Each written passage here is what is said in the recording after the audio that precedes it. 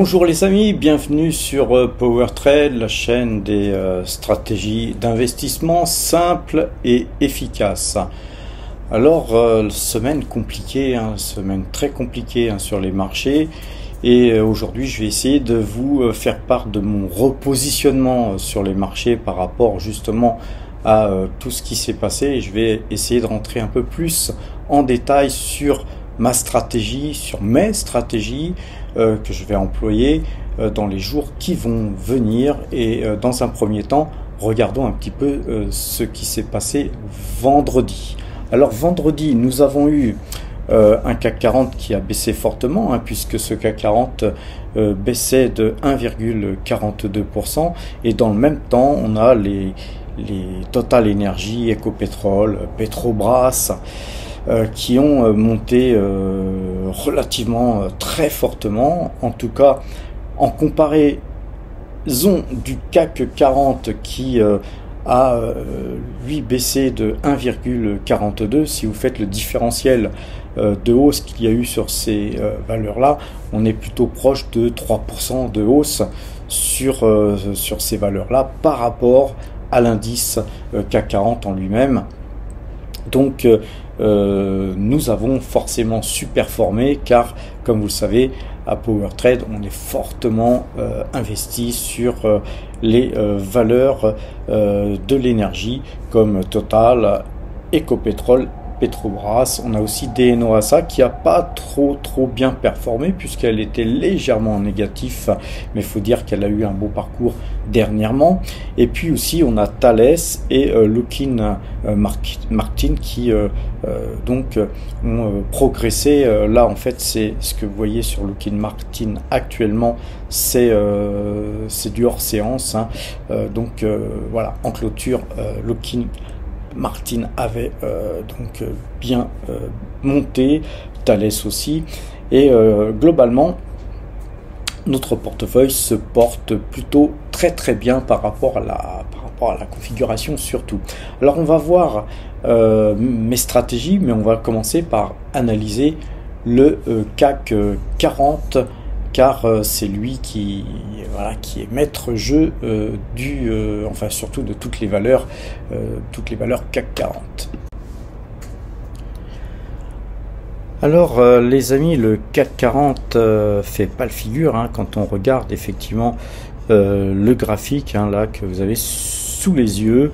On s'aperçoit qu'effectivement la bougie de vendredi est une bougie de décrochage, tout simplement, et donc nos algorithmes sont passés très rapidement à la vente, comme vous le savez si vous me suivez régulièrement. Et donc globalement cette baisse et bien sûr en facteur dû à la guerre qui se prépare, à l'invasion on va dire israélienne qui se prépare en Palestine.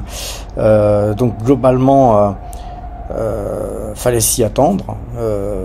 Maintenant effectivement il a fallu attendre que nos algorithmes passent à la vente, puisque moi je me fie qu'à mes algorithmes pour opérer. Alors après on rajoute des moyennes, 2 jours, 12 jours, des niveaux, des supports, des ranges, tout ce qu'on veut, mais pour moi la façon de trader la plus simple et la meilleure, on va dire, de façon à optimiser nos trades et nos investissements, ça reste nos algorithmes qui sont donc en fonction chez moi depuis plus de 30 ans. Et globalement la moyenne 2 jours 12 jours, elle est donc acheteuse sur ce mouvement qu'on a vu là, parce que la moyenne 2 jours 12 jours a besoin de plus de temps pour effectivement pour être opérable. Maintenant voilà, nous on est passé vendeur, on va attendre que cette moyenne 2 jours 12 jours confirme. Si ça confirme, et ben voilà, ça voudra dire que certainement que ce mouvement qui s'est enclenché est un mouvement beaucoup plus fort que les précédents mouvements qu'on a eu, qui étaient un peu erratiques.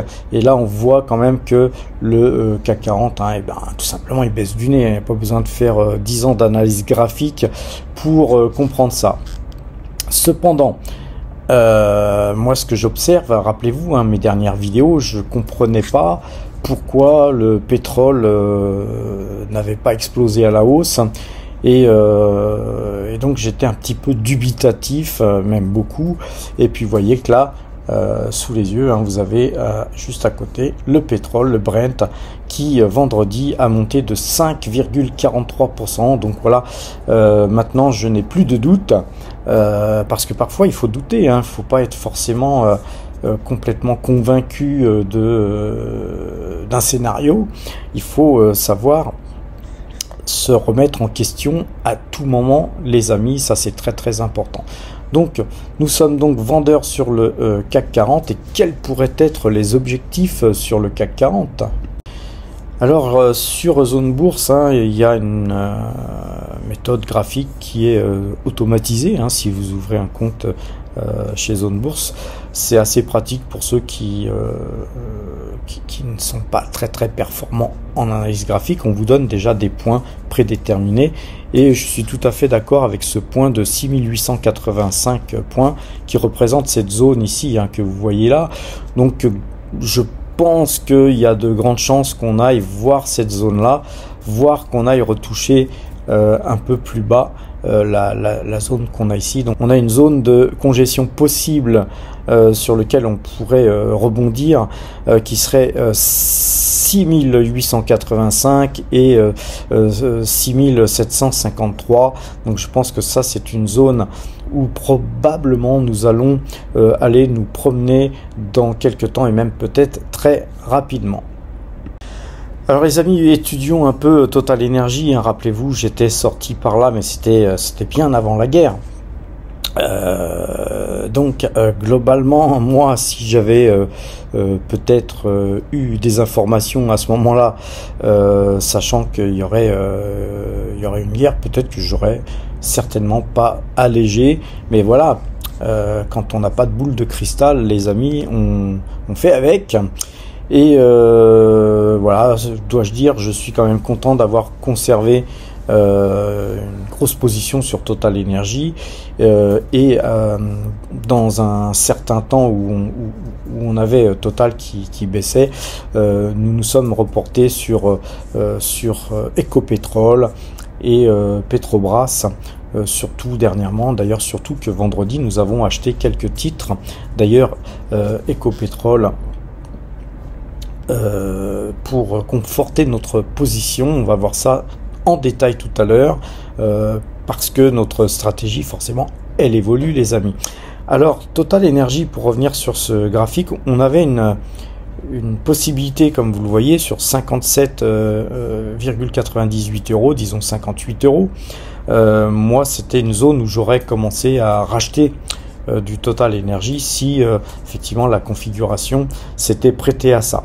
Maintenant, puisque nous n'avons pas été sur ces points sur lesquels je pensais pouvoir racheter du Total Energy, il faut changer de stratégie tout simplement. Et donc nous avons opté pour des titres qui nous donnent plus de rendement que Total Energy, hein, en fait, dans tout mal un bien, et donc on a profité en quelque sorte d'essayer d'augmenter nos revenus, hein, nos revenus trimestriels, puisque nous nous sommes reportés sur des valeurs qui versent des revenus trimestriels aussi, et principalement, on va dire, axés aussi sur le secteur énergétique, quoique nous nous sommes remis à tort d'ailleurs dans le secteur du luxe, puisque le secteur du luxe, comme vous le savez, n'a pas performé.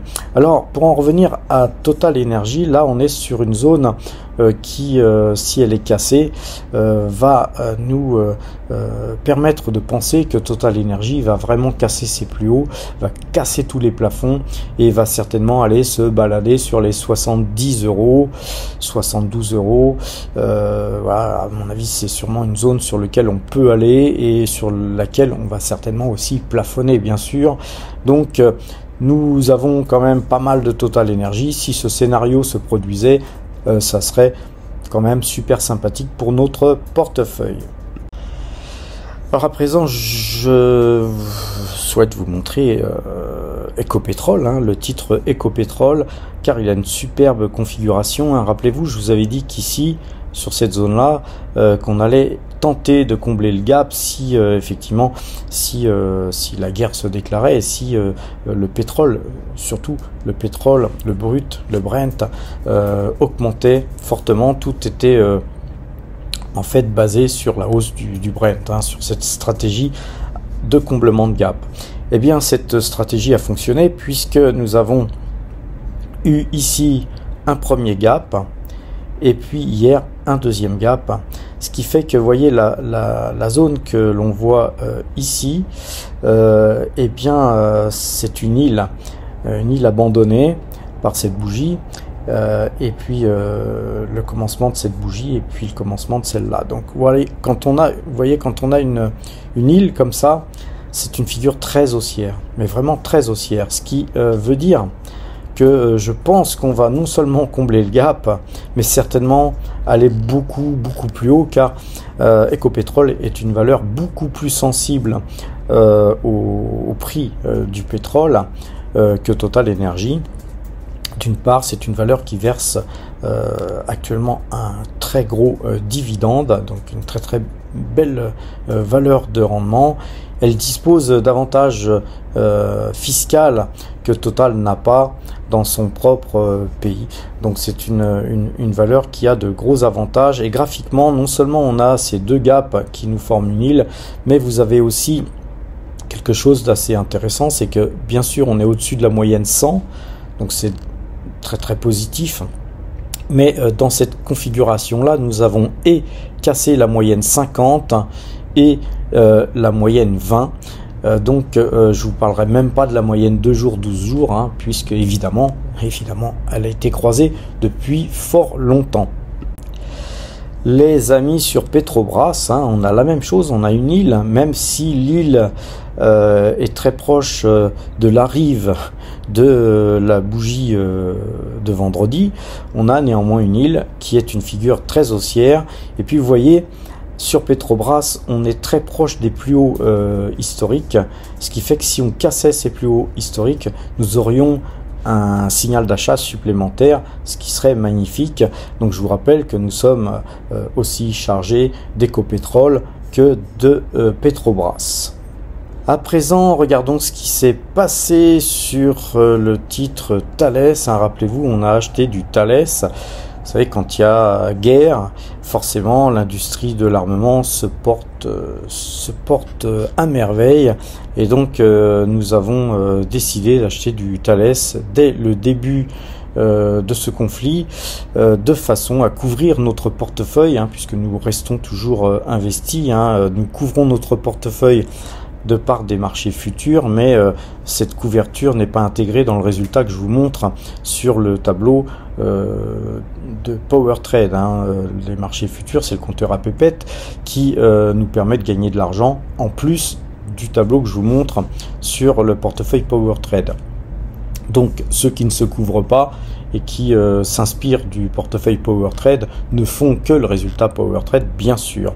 Et donc on se doit d'essayer d'avoir malgré toute couverture une stratégie qui nous permette de performer sur ce portefeuille. Et donc une façon de se couvrir en investissant, c'est justement de prendre les opportunités qui s'offrent à nous pour effectivement gagner de l'argent pendant que sur d'autres titres effectivement on en perd. Force est de constater que le graphique là sur Thales est absolument magnifique, hein, puisque nous avons gagné pas mal d'argent sur les 100 titres. Hein. On a juste acheté 100 titres Thales, mais c'est bien suffisant pour moi, et l'objectif serait minimum 148,90 d'après le graphique qu'on voit sur l'analyse technique offert par Zone Bourse. Maintenant, moi j'observe qu'on a plus ou moins cassé, on a cassé d'ailleurs les plus hauts historiques, sauf qu'on a clôturé plus ou moins sur ces plus hauts historiques. Je suis pratiquement persuadé qu'on va continuer à monter, même s'il y a des petits mouvements de consolidation. Je pense que dans la configuration actuelle, ça ne peut que monter. Et donc pour moi, les objectifs se situeraient plutôt sur les 150-160 euros plutôt que de miser les 148,90. Mais l'avenir nous le dira. Et voyez les amis, pourquoi on performe plus que le CAC 40, c'est que simplement quand on a gagné beaucoup sur le pétrole, on allège et puis on se reporte sur des valeurs qui ont beaucoup baissé. Rappelez-vous, on a beaucoup allégé, on était beaucoup en cash quand baisse il y a eu sur le CAC 40. Et puis on a cherché des opportunités qu'on a peut-être payé un peu cher au niveau de notre stratégie parce que nous n'avions pas cette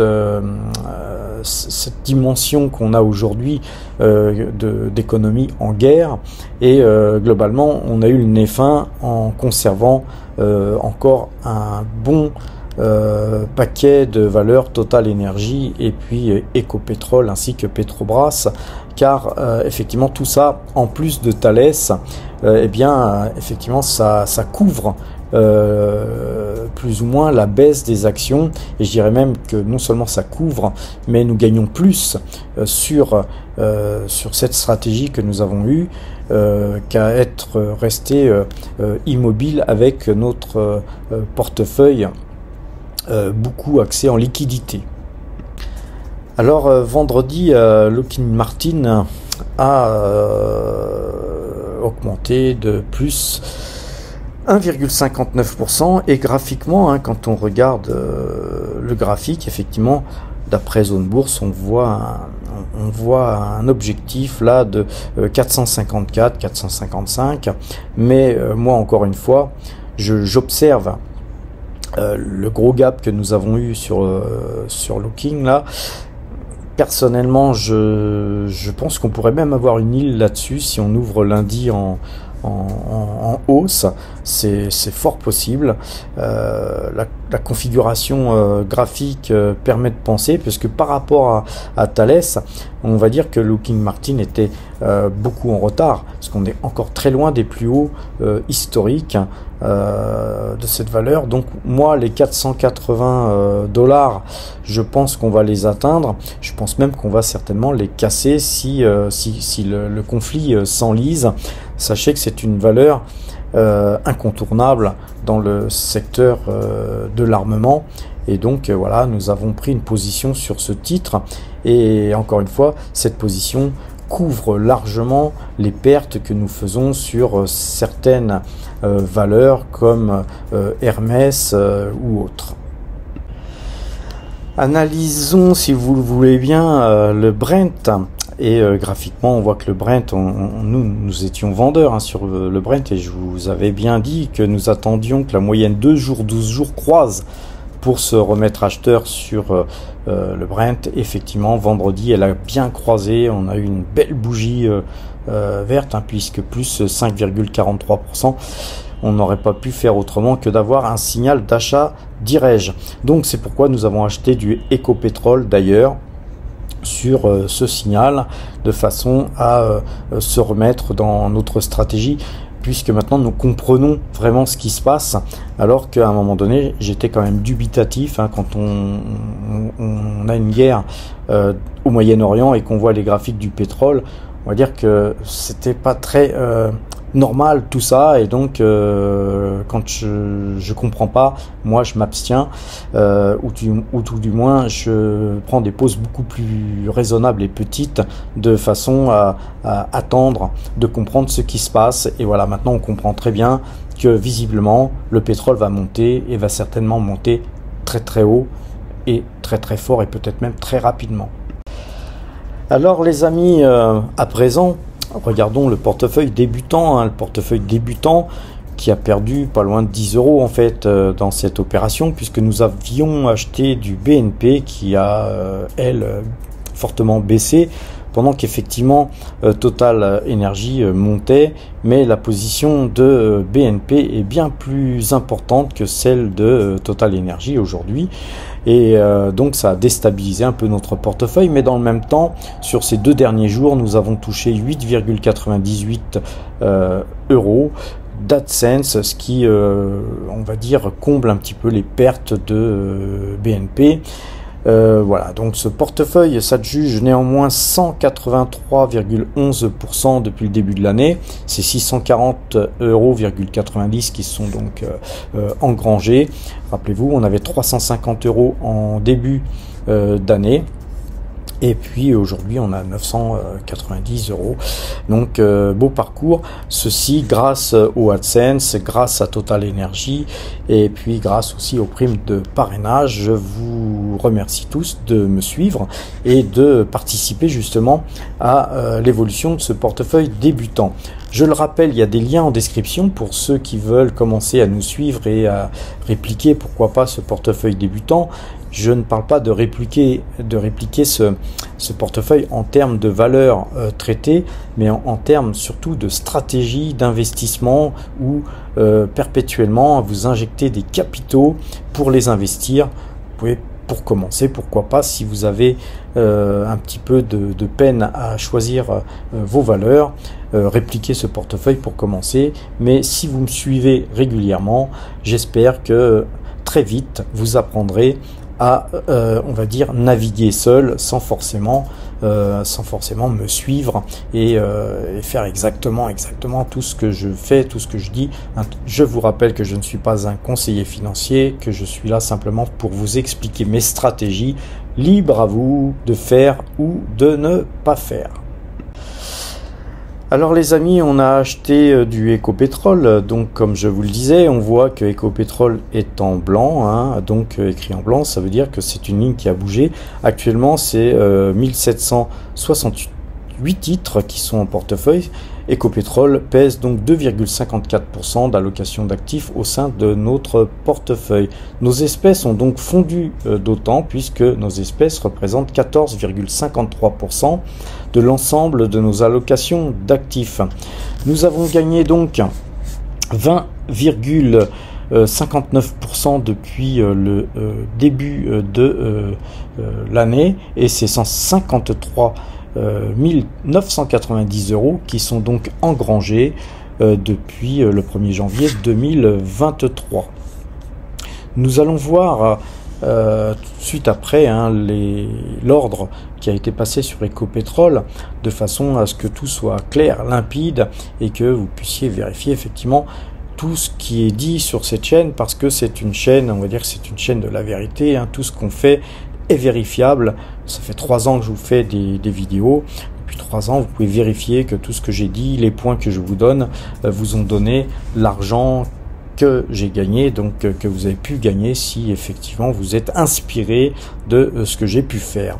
Alors, à présent, regardons un petit peu le compteur à pépettes.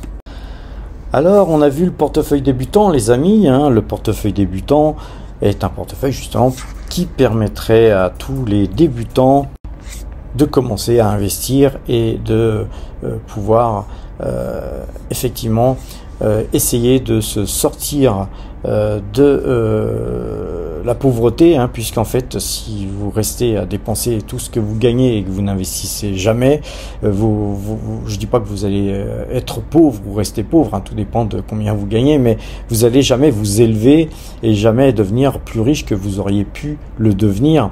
On n'est pas dans une, on va dire, dans une quantification de dire voilà, un tel est plus riche qu'un tel. Le plus important, c'est d'être heureux, les amis, et donc de vous poser la question de pouvoir vivre vos rêves et vos rêves personnels, hein. Mes rêves à moi ne sont pas les mêmes que les vôtres et c'est fort heureux. Alors, le portefeuille Donc le compteur à pépettes est un portefeuille qui justement permet des effets leviers considérables et donc de gagner énormément plus que sur les marchés d'actions avec beaucoup moins d'argent. Par contre, c'est extrêmement risqué, c'est pas fait pour tout le monde. Et par contre, ceux qui ont déjà un très gros portefeuille ou un portefeuille relativement étoffé, un petit peu comme celui de PowerTrade, eh bien ces gens-là peuvent commencer à se poser la question d'avoir un petit peu d'effet levier ou de pouvoir couvrir son portefeuille quand il y a par exemple une guerre comme actuellement. Et bien actuellement nous sommes hier par exemple passés vendeurs sur le CAC 40, ce qui nous a fait gagner bien sûr de l'argent et qui a en quelque sorte couvert le portefeuille. Et puis quand nos systèmes repassent haussier, quand c'est haussier, eh bien nous repassons à l'achat sur les marchés futurs et dans ce cas-là, ça booste notre portefeuille. N'oubliez pas, des gens comme Warren Buffett ou des gros investisseurs se servent de ces outils pour justement mieux performer. Alors pourquoi s'en priver? Le tout c'est de savoir les utiliser et d'être très très prudent. Et donc j'encourage surtout pas monsieur tout le monde et surtout les débutants à traiter sur ce type de marché. Encore une fois, par contre, vous pouvez vous aider des signaux que je vous donne pour relativiser la puissance de vos achats et voir concrétiser des bénéfices quand les marchés sont vendeurs, bien sûr.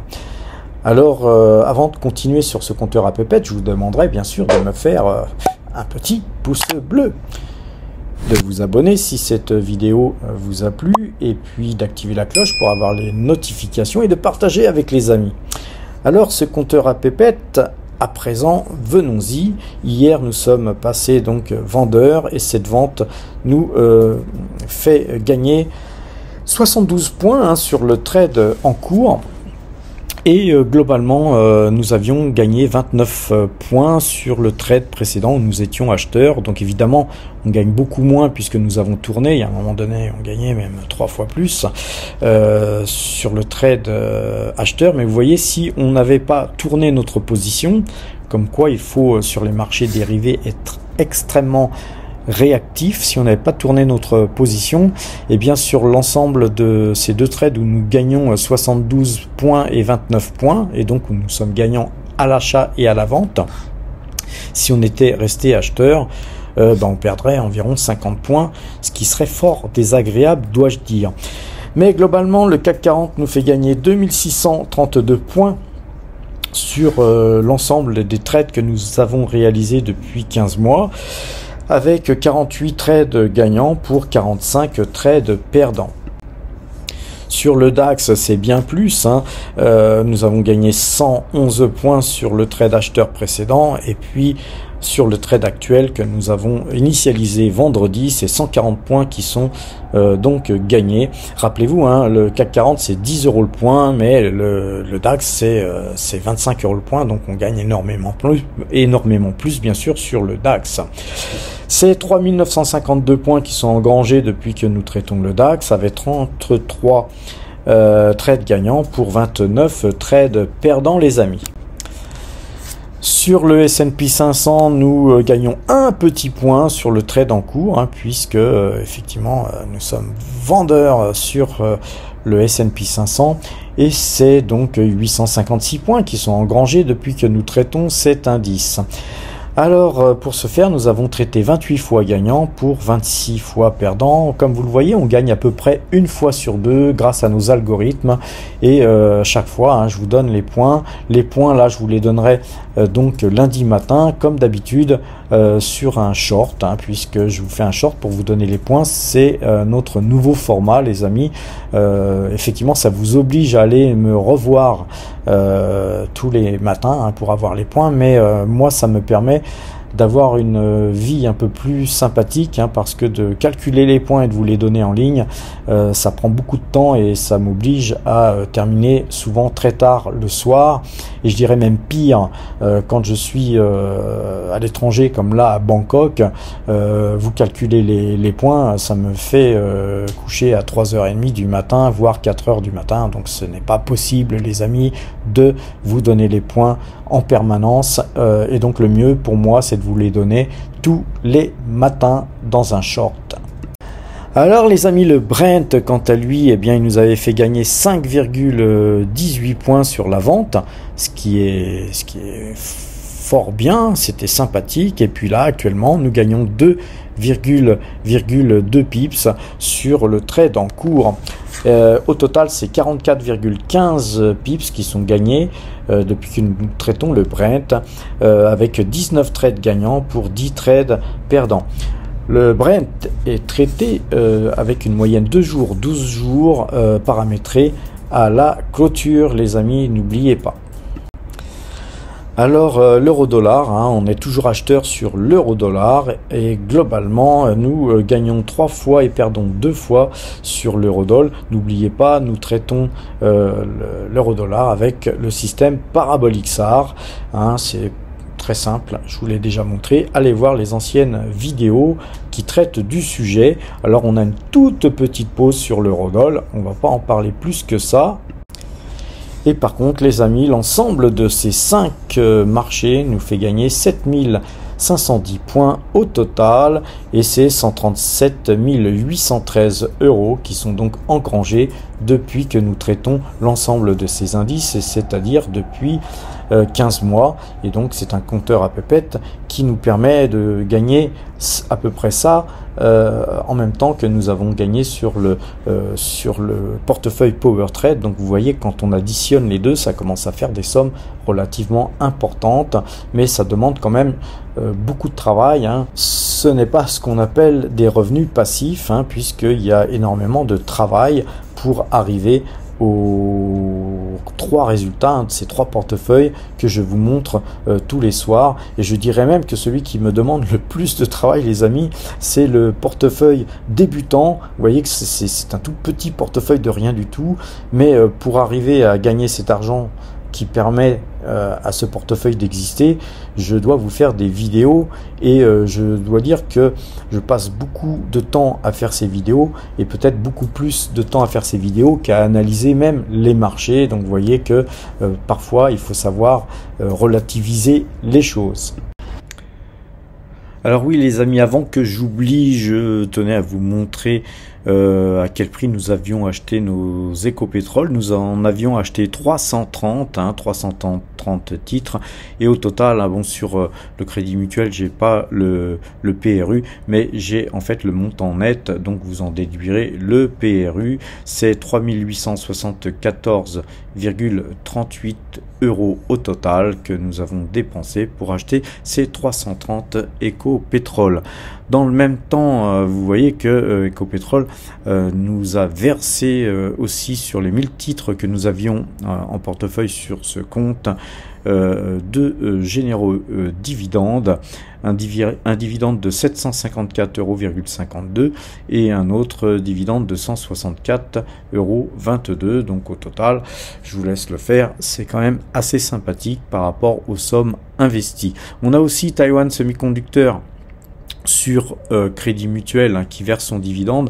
Donc tout ça n'a pas été porté sur le portefeuille que je vous montre, sur le récapitulatif, car je n'avais pas vu ce dividende tomber, mais il est aussi tombé sur, puisque nous en avons aussi sur Formosa Investissement, sur la SCI, donc sur Fortuneo. Donc c'est tous ces dividendes cumulés vous seront donc montrés, puisqu'on va les mettre sur le récapitulatif pas du compteur à pépettes, que dis-je, du portefeuille Power Trade dès lundi.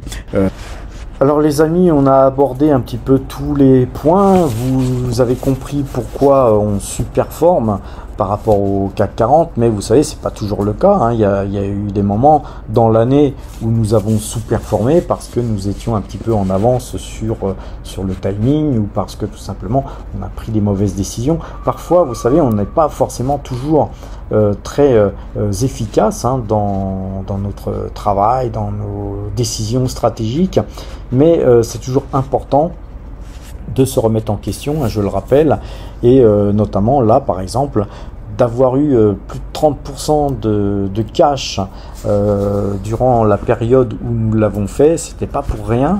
Je vous avais averti qu'il se passait des choses. Voilà, on a pris des mesures de sécurité et ensuite on a réinvesti en conséquence. C'était pas tout à fait les mêmes raisons. C'était pas du tout même d'ailleurs les mêmes raisons qui nous ont fait sortir du pétrole, qui nous fait en sorte revenir sur le pétrole actuellement. Mais voilà, il faut accepter de revoir ses positions en permanence. Et ceci dit, on a encore 14% de cash. Et là, on va attendre sur ce cash de voir un petit peu comment les marchés évoluent et si on peut acheter des actions sur lesquelles on est déjà positionné à bon compte, de façon à abaisser notre prix moyen bien sûr sur ces valeurs. C'est ainsi qu'on travaille, hein. Vous aurez remarqué que à PowerTrade on n'est jamais forcément toujours dans le bon sens tout de suite et que parfois on souffre, mais l'avantage d'être sur des belles valeurs telles que nous choisissons nos valeurs est très important, puisque ça nous permet de les conserver. Vous voyez, moi je peux très bien rester en position sur Total, même quand Total baisse, ou sur Hermès ou sur L'Oréal. Je peux vous citer toutes les valeurs qu'on a en portefeuille pratiquement. Et je suis à l'aise là-dessus, et vous verrez que, et regardez d'ailleurs, on retourne sur le portefeuille PowerTrade, hein, vous voyez que globalement toutes les valeurs qu'on a là ici de 1 à 22 hein, là, qui sont sur ce premier tableau, c'est des valeurs sur lesquelles on a des convictions fortes, et plus on est pondéré fortement sur ces valeurs, c'est-à-dire que plus on a des convictions fortes. Donc vous voyez qu'on a des convictions fortes sur Total Energy, Pernod Ricard, Hermès, la Coface, Taiwan Semiconductor, Realty Income, AXA, L'Oréal, Lockheed Martin, Coca-Cola, Ecopetrol, ASML, Petrobras, Thales, Lotus Bakeries, Pfizer, Bouygues, DNOSA, Veolia, BNP et Kaufman. Ceci dit, vous voyez que sur la fin là, on est sur des valeurs qui représentent que à peu près 1% ou même pas 1%. Et d'ailleurs, c'est parce que les marchés baissent que BNP et Kaufman sont sous 1%. Mais voilà, on se repositionnera sur ces deux valeurs au moment opportun pour faire en sorte qu'elles pèsent plus d'1%. Et puis sur le tableau de droite, vous avez des valeurs, des supports sur lesquels nous sommes investis, où nous avons un peu moins de conviction forte, et sur lesquels on n'hésitera pas à couper nos positions si ces valeurs nous décevaient. Et vous voyez, quand on pèse que entre 0,20 et 0,75%, et quoi que les trackers S&P 500, là c'est pas vraiment une position que j'appelle moi position action, c'est une position plutôt en diversification, où on cède de signaux pour acheter et vendre. Et voilà, donc on est plutôt voilà sur ce portefeuille qui est à droite, sur des valeurs, on va dire, qui sont insignifiantes en termes de pourcentage. Et c'est ça qui est important, c'est de pouvoir investir sur des valeurs sur lesquelles on a des fortes convictions, de façon à ne pas trembler quand les marchés baissent. Puis surtout, quand les marchés baissent fortement, nous d'avoir des valeurs qui montent ou qui se stabilisent, parce que vu qu'elles sont recherchées, elles baissent beaucoup moins que les marchés en général. Alors comme vous le savez, on a encore une poche de liquidité supplémentaire qui devrait arriver, donc on a plus de 14% de liquidité actuellement sur ce portefeuille, mais on a aussi un peu plus de 200 000 euros qui devraient arriver très bientôt, je l'espère. Puisque je peux plus trop suivre le dossier depuis Bangkok là actuellement, sur la vente d'un appartement qui devrait voilà nous rapporter un peu plus de 200 000 euros à réinvestir.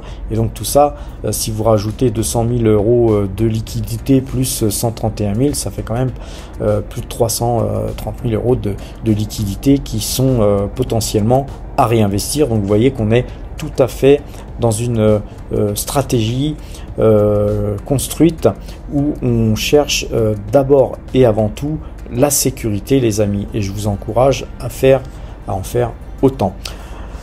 Et bien voilà les amis, on est le week-end et je vous ferai pas de vidéo ce week-end concernant l'analyse graphique parce que j'ai pas tous les outils qu'il faut, et puis surtout que voilà, j'ai plutôt envie d'aller me balader. Peut-être vais-je aller à Chatuchak ou aller faire des massages ou aller continuer à aller à la piscine, faire du sport. Il faut aussi faire autre chose que des vidéos. Je m'en excuse et j'espère que vous me pardonnerez. Alors les amis, je vous souhaite une bonne fin de week-end puisqu'on est le week-end. Et puis portez-vous bien. À lundi pour le short les amis.